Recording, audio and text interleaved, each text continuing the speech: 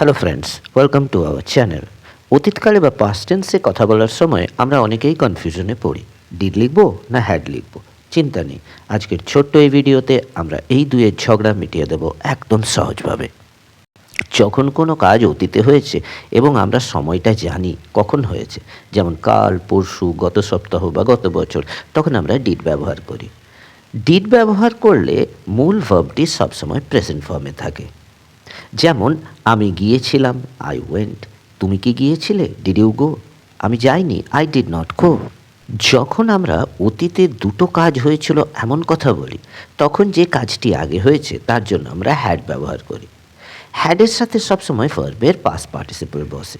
যেমন ডাক্তার আসার আগে রুগী মারা গেল। The patient had died before the doctor arrived. আমরা স্টেশন পৌঁছানোর আগেই ট্রেনটি চলে গিয়েছিল। The train had left before we reached the station.